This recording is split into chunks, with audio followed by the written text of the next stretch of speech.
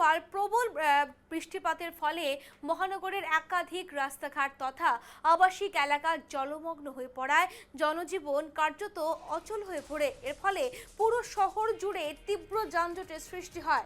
ভারতের আবহাওয়া দপ্তর আগামী 24 ঘন্টার মধ্যে বজ্রপাত ও বজ্রঝড় সহ ভারী থেকে অতি ভারী বৃষ্টির পূর্বাভাস দিয়েছে। বিকেলে টানা 2 থেকে 3 ঘন্টা বৃষ্টির ফলে বেশ কয়েকটি সড়কে হাঁটুর সমান জল জমে যায় এবং জাতীয় সড়কেও বিভিন্ন অংশে তীব্র জলজটের কারণে সহ যানবাহন আটকে পড়ে এবং লক্ষণীয় আজও গুয়াহাটিতে মেঘে অন্ধকারচ্ছন্ন আকাশ। আগামী 17 মার্চ পর্যন্ত বৃষ্টির আবহাওয়া সম্ভাবনা রয়েছে বলে জানিয়েছে আবহাওয়া দপ্তর।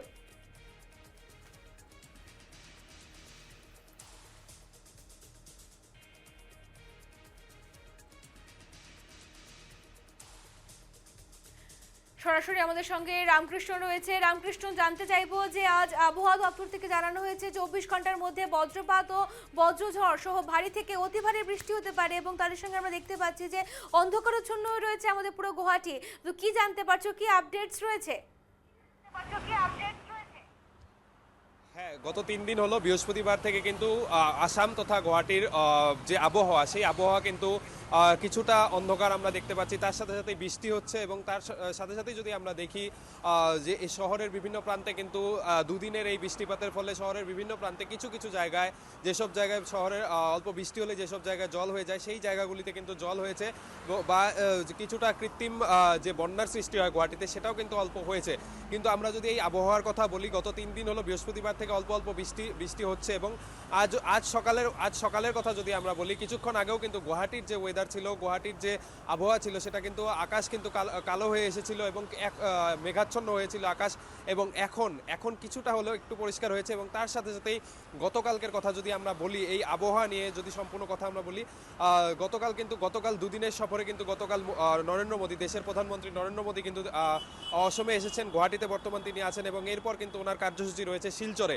গতকাল কিন্তু অসমের প্রথম কার্যসূচি ছিল কোকরাঝারে এবং কোকরাঝারে সেই কার্যসূচি কিন্তু প্রতিকূল আবহাওয়ার জন্যই কিন্তু সেই কার্যসূচি বাতিল হয়েছিল।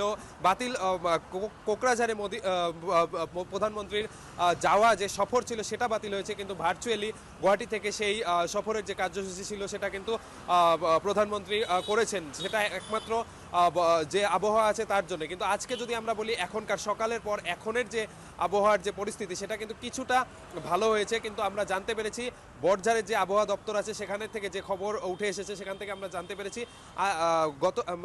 আগন্তুক 24 ঘন্টার ভিতরে কিন্তু ঝড় ও বৃষ্টির সম্ভাবনা আছে এবং আকাশে মেঘ থাকবে, এই আপডেট কিন্তু আমরা পেয়েছি। এবং 17 মার্চ পর্যন্ত কিন্তু অসমের আবহাওয়া কিন্তু এইরকমই থাকবে এবং তার সাথে সাথে বৃষ্টি, তার সাথে সাথে ঝড় এবং ঝড়ের সম্ভাবনাও রয়েছে।